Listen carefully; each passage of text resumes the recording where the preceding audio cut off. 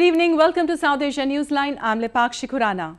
Here are the top stories we're tracking for you on Wednesday, the 26th of August. Prime Minister Modi calls for peace after reservation protest turns violent in Gujarat. US pledges support for reconciliation in Sri Lanka.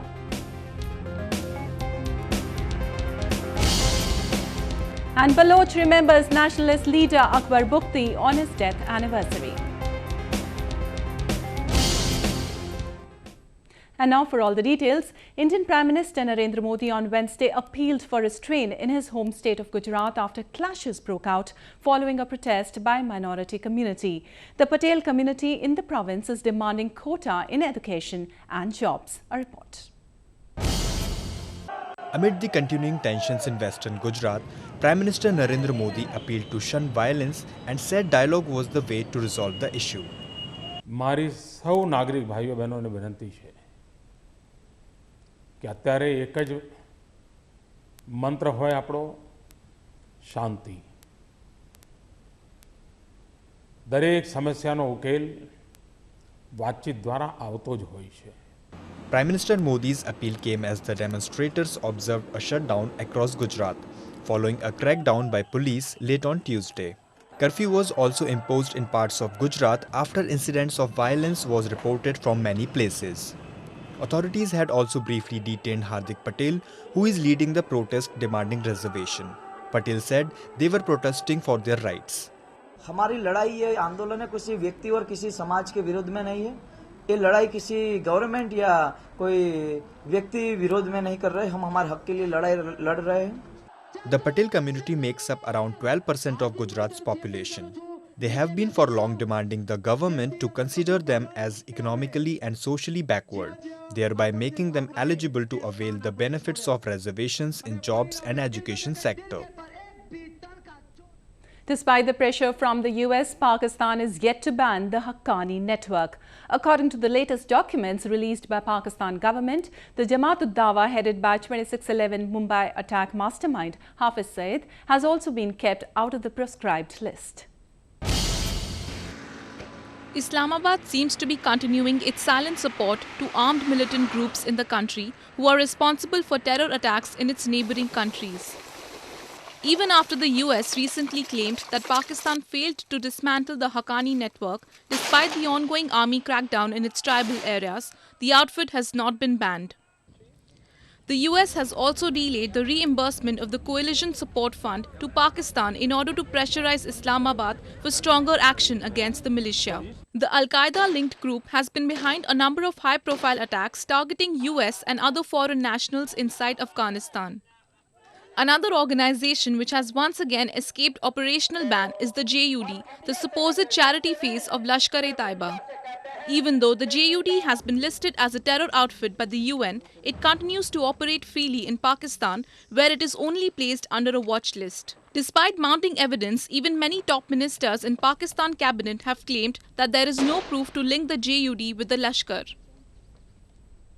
Bangladesh police have filed charge sheets against 32 people, including Tariq Rahman, the son of former Prime Minister Khaleda Zia, in an arson case. According to the police, Bangladesh Nationalist Party's senior Vice President Rahman was the mastermind of the incident when party activists set ablaze a passenger bus in the outskirts of capital Dhaka in January. This is the first time that Rahman has been charge sheeted in a criminal case during the tenure of the Awami League. He's also facing several corruption and defamation lawsuits in the country. Rahman, who fled Bangladesh in 2008 on medical grounds, is currently living in London. The US has called for reconciliation in Sri Lanka among various communities under the new government.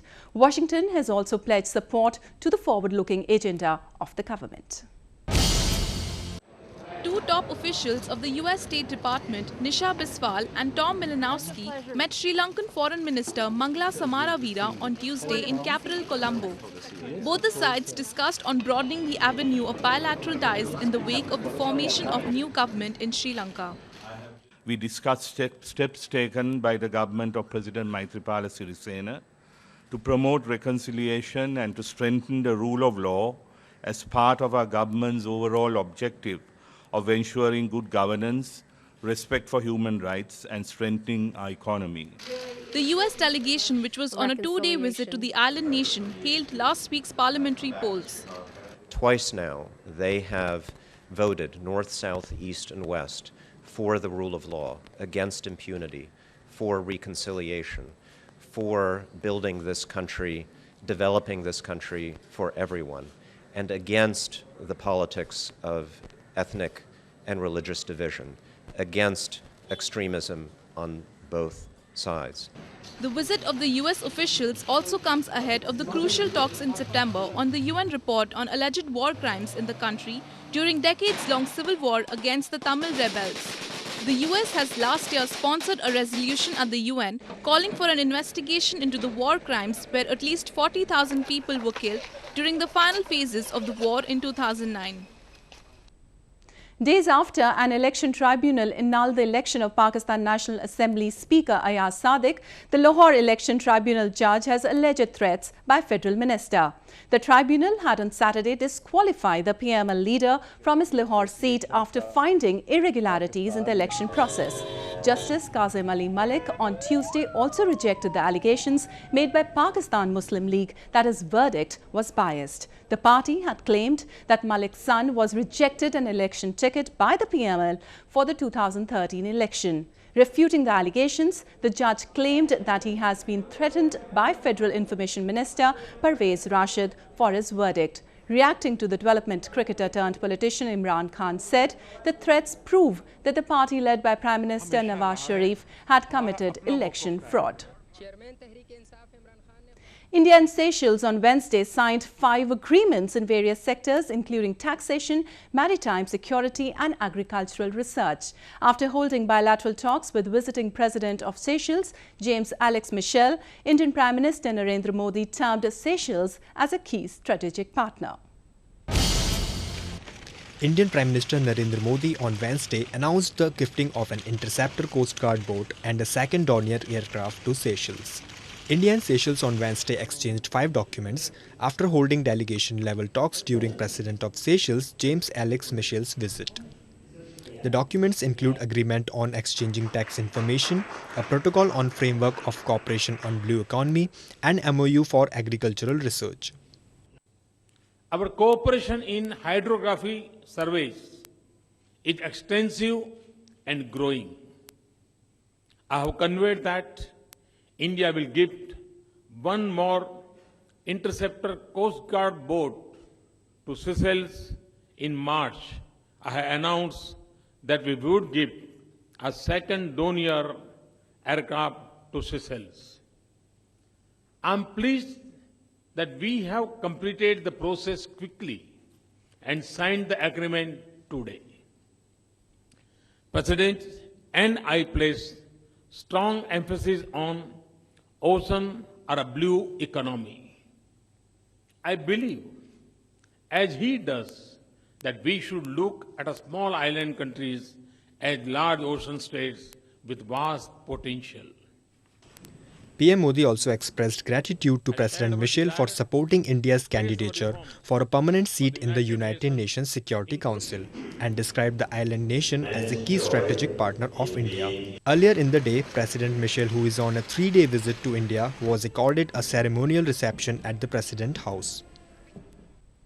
Pakistan-occupied Kashmir's Gilgit-Baltistan could have become a world-renowned tourist destination had there been peace and political stability, say residents. Here's a report. Gilgit-Baltistan contains one of the most scenic views. Rivers, lakes, mountains, valleys and the distinct culture perfectly blend together to make the place a potential tourist heaven. However, Gilgit-Baltistan remains a region of neglect. The inflow of foreign tourists has witnessed a huge decline over the past 5-6 years, since the region has been suffering from threats of terrorism and Pakistan's oppressive policies. Tourist को attract करने के लिए हमारी जो है ना policy सबसे पहले हमारी अच्छी पॉलिसी होनी चाहिए, लेकिन पिछले कई सालों से यहाँ जो हालात नाखुशगवार हालात मुल्की और फिर मकामी जो हालात ने इस टूरिज़म को किसी हद तक मुतासिर किया, काफ़ी हद तक मुतासिर किया बल्कि, तो यहाँ की जो टूरिज़म डिपार्टमेंट है या जो भी इसके रिस्पॉन्सिबल हैं, तो हमें चाहिए कि हम जो है ना इसको रिवाइव करने के लिए इस पर काम करना चाहिए. Locals, especially hotel owners, say that the image of the region has degraded over the time as the security situation does not allow tourists to visit these spots. हमारी इमेज बाहर जो है ना ख़राब है इस वक्त. कहते हैं कि जी गिलगित बल्तिस्तान और पाकिस्तान में जो है ना हालात ठीक नहीं है, इमेज ठीक नहीं है. हमने अपने इमेज को बिल्ड करना है. जब तक हमारी इमेज बिल्ड नहीं होगी तब तक यहाँ इंटरनेशनल टूरिज़म का कोई वो नहीं है. About 25% of the total population of Gilgit-Baltistan was once directly or indirectly engaged in the tourism business, but not now. With the Pakistan government not allowing any funds to the area, Gilgit-Baltistan is a picture of neglect. Baloch activists remembered nationalist leader Nawab Akbar Bugti on his 9th death anniversary on Tuesday. Bugti, who led the Baloch's independence movement from Pakistan, was killed in an army crackdown in 2006. Pakistan's southwestern Balochistan was put under high security on Wednesday as the Baloch marked the death anniversary of Nawab Akbar Bugti. Even though no incidents of violence were reported, observation of the day in the past had resulted in clashes between Baloch activists and security personnel. Various rights groups and Baloch activists across the world also marked the day. The Baloch Republican Party held demonstrations in London and Frankfurt to create awareness on the situation in Balochistan.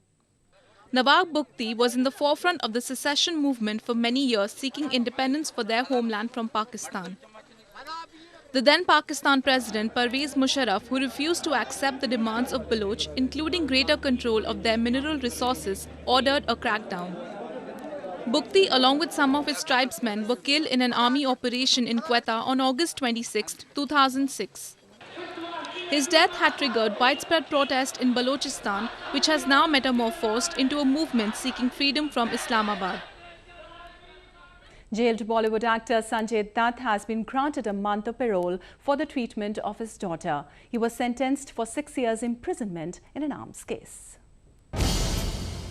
Actor Sanjay Dutt has been allowed to leave prison for 30 days owing to no surgery of his daughter. His parole can be extended by another 60 days. This is not the first time that the actor is being granted parole by the authorities. Dutt is currently lodged in Pune's Yerwada Central Jail after he was found guilty of involvement in 1993 Mumbai serial blasts, which killed over 250 people. The actor's frequent outing on parole has become a controversy, with many accusing the jail authorities of coming thin on the celebrity. Out of the 6-year jail term that was awarded to him in 2007, Dutt's parole has exceeded 4 months. From May 2013 to May 2014, Dutt spent over 118 days on furlough. Faith and devotion mark the essence of Kumbh Mela, one of the largest peaceful congregations in the world. The spirit of the festival was high as devotees thronged in India's western Nasik to take the first royal bath. Take a look. The temple city of Nasik in western India turned into a sea of humanity as thousands gathered for the first Shahi Snan or the royal bath in the ongoing Kumbh Mela. Devotees from across the nation came to take the holy dip in the Ramkund or the pond dedicated to Lord Ram. यहाँ पर बहुत अच्छा लग रहा है, पूरा climate पूरा एकदम खुशी का क्लाइमेट है, एकदम प्रसन्न लग रहा है. इधर का क्लाइमेट भी अच्छा है नासिक का. मैं फर्स्ट टाइम आया हूँ कुंभ मेले में और यहाँ पे इतनी सुकून मिल रही है इस मतलब कुंड में राम कुंड में नहाने से लगता है जैसे सचमुच मतलब भगवान राम के साथ हम स्नान कर रहे हैं और उनका साक्षात दर्शन हो रहा है यहाँ पे. A Kumbh Mela is held every third year in Haridwar, Allahabad, Nasik and Ujjain by rotation. In each place, it is marked once in 12 years. According to Hindu mythology, the event celebrates the victory of gods over demons in a furious battle over nectar that would give them immortality. The festival, which goes on for a couple of months, is said to be one of the world's largest gatherings. Well, that's the way it was in South Asia this evening. Before we conclude, the top stories once again. Prime Minister Modi calls for peace after reservation protest turns violent in Gujarat. US pledges support for reconciliation in Sri Lanka. And Baloch remembers nationalist leader Akbar Bugti on his death anniversary.